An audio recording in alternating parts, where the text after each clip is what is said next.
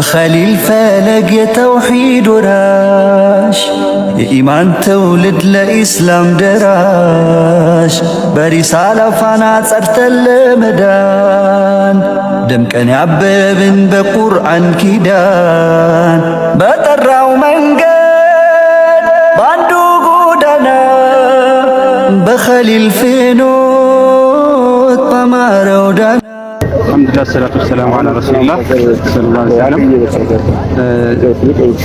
ኢንጂነር ኑሩ ሁሴን እባላለሁኝ።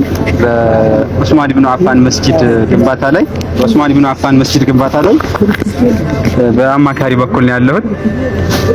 እዚህ መስጂድ ላይ የሚካሄደው ግንባታ በአጠቃላይ G+1 ነው፣ ባለ አንድ ፎቅ ማለት ነው።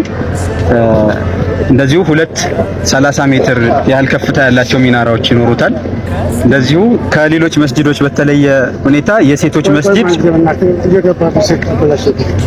መስጂድ ታሳቢ ተደርጎበታል። የሴቶች መስጂድ ራሱን ችሎ ሙሉ በሙሉ ፓርቲሽን ያለው ለሴቶች 120 ካሬ የሚያክል ቦታን የያዘ የሴቶች መስጂድ አለው። ለወንዶች 410 ካሬ የሚሆን የወንዶች ቦታን ይዟል።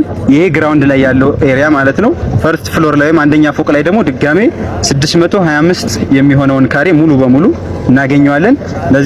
ለዚህ አካባቢ የሚመጠን እንዲሆን ከፍ ያለ የሆነ ቁባ እንዲኖረውና ሻዒረል ኢስላም ወይም የኢስላምን ምልክት ለአካባቢው የሚያሳይ እንዲሆን ተደርጓል።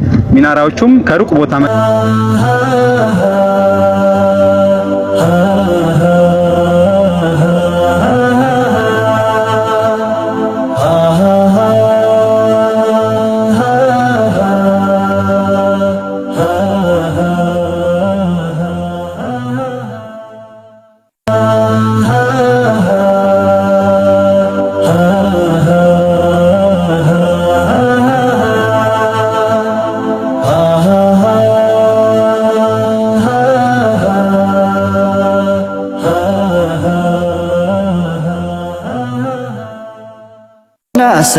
ስንመነዘር በሪሳላው ታድለን ማዕረግ ያበሻ ልጆች ነጃሽ ሸረግ የፍትህ ቃሉን ካደራው ወርሰን ታሪክ ያበጀ ካባ ለበሰን ከሰላሟ ምንጭ ከአፍሪካ ፈልቀን በዑለሞች መንገድ ታየን ደምቀን ዓለም አስምሮ ነፍስ የሚገራ ጽልመት ገፋፊ ቀልብ የሚያበራ የቁርአን ትውልድ የመዳን ውሉ የጸና መንገድ ለህይወት ሁሉ የቁርአን ትውልድ የመዳን ውሉ የጸና መንገድ ለህይወት ሁሉ